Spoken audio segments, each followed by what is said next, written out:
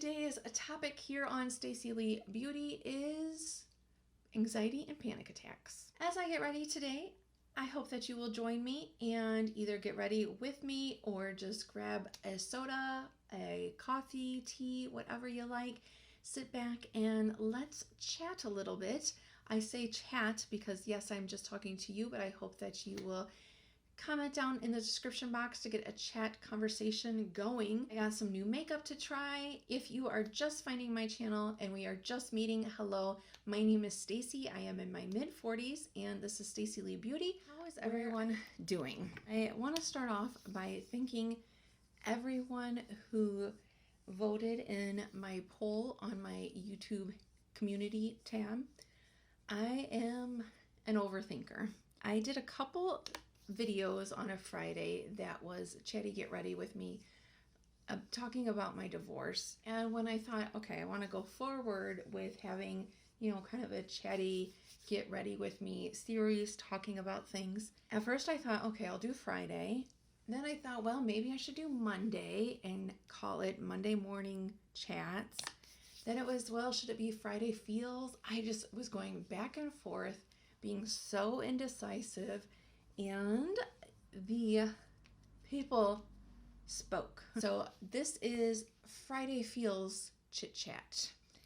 I will post the other two videos that I did on Friday that I was chit-chatting as I was getting ready down below in case you want to watch those after this. I will have everything that I am using linked down below. This is from Pop Beauty, the Light Shadow Palette Basic. Look how pretty. I have got to try this zebra color. Where to start? Well, as far as when I got officially diagnosed with anxiety, it wasn't until after college. But looking back, I think that I had anxiety pretty much all my life and as early as 3rd grade. I'm in my mid-40s, so I was in 3rd grade a long time ago. And there wasn't, I feel like we're still so far behind with mental illness and talking about it. But back then, there for sure was not much talked about. But recently, my mom told me that she went to the school one time when I was in 3rd grade. I guess they had called and said, Staci has a fever, you got to come pick her up. So she comes, picks me up. I'm in the nurse's office. I don't remember this. I guess on the way out, they said, see you tomorrow, Staci. And my mom was like, okay, how do they know they're going to see you tomorrow? Because, it's not really like, an everyday thing that a kid would be down in the nurse's office. They proceeded to tell her that they had a cot down there for me just to come and lay every day. I guess that every day after lunch, so I don't know if we had recess after lunch or it was just part of the lunch period, I don't remember, but I guess I would, after I ate, I would come down to the nurse's office with a stomach ache, and they must have, saw that I didn't have a fever or anything. I would lay down for a little bit and then I would get up, feel better, and go to class. I don't know how long this went on. Then I remember in high school going to a doctor's office with stomach aches and them telling my mom, oh, it's just typical teenage stress. And I always had, just what we thought was like little quirks. I would check to make sure the door was locked every night. I would always check to make sure the oven was off, and then I would ask my mom to confirm. Even though nobody cooked that night, I would still have to check it. And the alarm, I would always check that. I had a little routine that I would say for the alarm. So it was just kind of like, okay, that's my little quirks. And I guess I wear glasses. I had some routine of I don't know, I would push it up or I don't even know. But later on in life, I learned that that was part of OCD in checking things. I always thought of OCD, I don't even know if I heard that term when I was little, but I always thought it was, people washing their hands and being germaphobes. But there's multiple forms of OCD. Actually, hoarding is a form of OCD, which I'm not a full-blown hoarder, but I will admit that I'm kind of on that borderline. I think with my clothes and stuff, I'm on the tipping point. And this is off topic, but I resell for a living, so it might not be the best job, but amazingly enough, I do not keep much inventory that I purchase. So I don't know, but yeah, I need to go through my closet because some of the clothes I have had, I don't know if since high school, but at least since probably like 2007. I know there's some in there from like that time period. So yeah, when I worked corporate office, not working in the corporate world anymore. So I need to go through my closet and declutter my closet as a hoarder. But that'll be much later. Anyway, so I had OCD, didn't know it. Had anxiety, didn't know it. And in college, it's just strange. I guess, I don't know. I felt like I did pretty good in college because I had roommates. Well, the first year of college, I went to a community college. Then the second year, I commuted. And at that point, you wouldn't think that a person with anxiety, like now thinking about doing this, it's like, how did I do that? But I drove for about a half hour. Then I got on the train for about an hour. Then I got to the city and took the L train, not that long, maybe 15 minutes or so, but to school. And then did that to come home. Crazy, right? But that didn't seem to bother me. And then the third and fourth year, I moved. The school that I went to, then they got student housing. Before that, they didn't have housing for the students. They're living in the student housing, and I had roommates. I took the L train. I took crowded city buses, crowded L trains to school and to work, and I don't remember ever being bothered by it. And I remember kind of doing my routine to check the alarm, but in my head because I had roommates. But I don't remember, checking the doors or anything like that. So it's kind of strange that, I in high school and in grade school, I had these routines. Then in college, I guess maybe I had routines of a different kind. I don't know. I just don't remember doing the routines or being nervous, anything like that. So it's really strange. Then after college, I was commuting. The first job, I commuted about an hour outside of the city. No problems there. Then I got another job and was again commuting outside the city for about an hour. No problems there. I can't remember if towards the end, if it was that apartment or another one, because I lived in the city and commuted an hour north and then moved closer to the city, moved closer to my job. And then I moved back into the city for a couple of years. And then I moved back out to the suburbs and closer to my job. So I can't remember which apartment in the city it was, but one of them, it was my anxiety was kind of ramping up.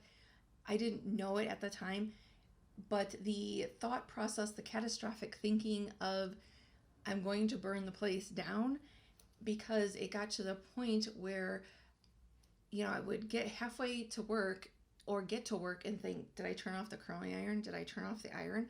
And it was over an hour away. Like there was no way that I could go home and check it, So it got to the point where this is kind of embarrassing, but I would either never curl my hair in the morning, iron anything, or if I did and I didn't plan ahead enough, that I would just take the item with me. So sometimes I had a curling iron or my iron in the car with me because I felt like, that way, if I get halfway to work or I get to work and I think, did I turn it off? I can just look. Yes, I turned it off and unplugged it because it's in my car. Then the last apartment that I moved out into by my work out in the suburbs, that was late 20s, I think I was. And yeah, I'm pretty sure, late 20s. I was working at a job that I really liked. My apartment was only, I don't know, if maybe 15 minutes away. And I also was part of a fashion group organization on the board, and I would go downtown every so often to go to board meetings and go to events. And it seemed like everything was going okay. Then I met my now ex-husband, but we started dating. You know, things were kind of escalating as far as I was noticing that I was checking the door. Like I would shake the door handle before I was leaving. It sounds so strange, like it's so silly to say it out loud, but it is what it is. But I would shake the door handle to make sure that it was locked. And it was getting to where I was shaking it so much that I remember thinking, my neighbors are going to think I'm trying to break in. Or they're going to think, wow, this girl's crazy. And who knows? Maybe they wouldn't have thought it at all, but that's what I was thinking in my head. So I can't remember exactly the timeline of all this, but this was around, I think 2007. Yeah, 2007. I had found out that I was going to lose my job. The company that I had been working for was family owned, and they had sold it. Well, then the new people came in and they wanted us to take this survey, this personality survey, and it lasted all day long. When they told us, they called us in, like to have a large meeting, told us that we were going to take this survey. I remember people asking, what is this exactly for? How is it going to affect our jobs? Is it going to affect our jobs? And I remember them saying, no, this won't affect your job. This is so we can help you. We could figure out what skills people needed improvement on, what classes they could offer that would help us all. That's not how it went. We finally got the results back. I forget, it was a lot of months. Yeah, and there was 4 boxes. To be like a good manager, you were supposed to like fit into one of these boxes. Well, I didn't fit into one of the boxes. Well, then, lo and behold, they said that it wasn't due to that, but come on. We get the results, and then they do announce that the international department is moving overseas. I was in the international department and in inventory management, and they call me down to the HR. I don't remember exactly how they said it, but it was something like this. This is the new organizational chart for the company, and we don't have a box for you. Okay, I loved working there. It was it was changing once the family sold it, and I got 5s on my reviews. And they had said before that people don't get 5s, so like don't feel bad if you don't get a 5 ranking. And I had gotten 5s. So there was that going on. Like I thought that I was going to retire from this company. Like I thought, okay, I finally found the job I wanted to be at. I'm going to stay here till I retire. So that's just kind of where my mindset was. So I was really, really mad. And I don't know, I started getting to where I was nervous going into the city. And I remember a couple times going to some of the fashion events, and I would be there standing and I would get hot and feel nauseous.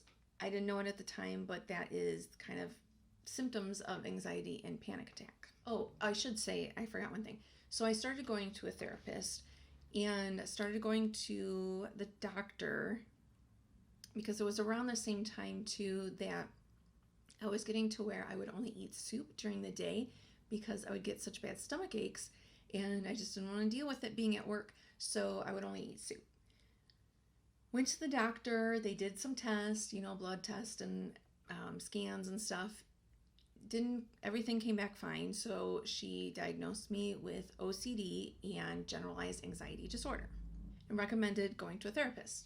I didn't know it then, but then later I learned that the habits that I was doing for like the OCD, those little routines, was helping keep the anxiety kind of calm and more at bay. I was working on the OCD and stopping those behaviors and those rituals. my anxiety was starting to ramp up. But I did get better with the OCD part.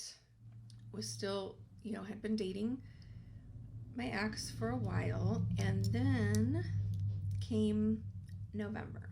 November is my birthday month, and I don't know if it's tied into that, if it's tied into fall and kind of the winter depression, if it was just, I don't know. But the beginning of November, I had a full-blown panic attack. And once you have a panic attack, if you never have, I mean, it is hard. Well, even anxiety, it is hard to explain because it's not the same for everyone. It's not the same every time it happens. So it's really hard to explain. When you are in that, you just are tunnel vision and you just want it to stop. So what had happened is I was going downtown for a fashion event. Before this, at the last event that I went to, I started like not feeling good and feeling nauseous. I remember turning around, I got home, and it went away.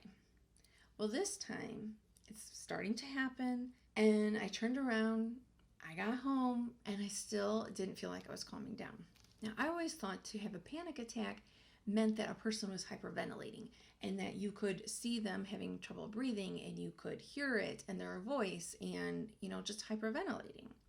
But I wasn't hyperventilating. I was talking probably as calm as I am to you right now.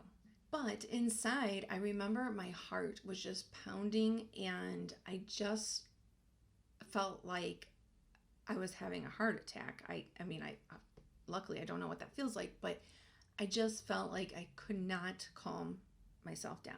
I have catastrophic thinking on top of it.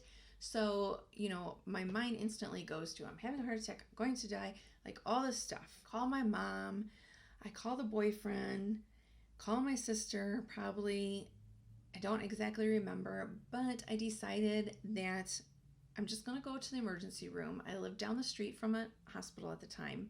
Drive myself there. It was maybe like 10, 15. Felt like a drug addict. I remember walking in, asking the lady at the front desk, saying, I don't know what I said, probably that I felt like I was having a heart attack, and could they give me something to make me calm down? I said I was already on medicine for anxiety. I already took medicine that was supposed to be, just in case as an extra thing. Already took, I don't know if it was 2 or 3 of those because it was max like 3 times a day to take those. So I probably took 3. I already took them, and she said, no, not yet. We need to get you checked in and get your information. All right, so they do that. Then I remember asking again, can you give me something to calm down? No, we have to hook you up to monitors and get you all situated. But they did bring me back pretty quick. Go into the room and, lay on the bed or whatever. And they hook me up to machines and IV. Then the next couple days get a little blurry. I don't remember. Before I went, I remember calling the boyfriend and saying that I was going. I probably asked if he could come. So he came, and he must have brought me home. Later, he told me that they told him, I don't remember what they said that they put in the IV bag, but it was to calm and to slow my heart rate. They had told him that normally they give a person 1 bag. On extreme cases, 2 bags. For me, it was either 2.5 or 3 bags before they could get my heart rate down. So needless to say, being on that much of whatever it was, I didn't really remember that weekend or that week. I have no idea. I never did ask. I should have asked my boss what I had said, because I remember that I called in, but I have no idea what I told her. That was why I didn't have a place in the box. So I don't know what I told her. I went back to the doctor to take heart medicine. And I just thought, it was a panic attack. That's why my heart rate was up. if you want to add heart medicine, do some tests or something. Don't just say you're going to add it because of one thing, you know. I decided to switch doctors. So I switched doctors and I ended up going, well, I was still going to the therapist, but then I was added on a psychiatrist. I always get them confused. The one that can prescribe medicine. You know what the thing about those are, some of them, this one at least, you know, I go in there and maybe I would talk to him like 5-10 minutes and that was it. If you go to a doctor and they ask a person who just had a panic attack if they're still nervous, guess what? More than likely you're going to say yes. So he kept upping my medicine. So I was on a very high dose, 200 milligrams of Zoloft and then Xanax, I can't remember the milligrams, up to 3 times a day as needed. Well, I was getting better. Like I said, this happened in November, and then by mid-December, I actually went on a trip to Utah Park City skiing. So, hey, yeah, I thought I was doing good. But then it got to the point where I wasn't feeling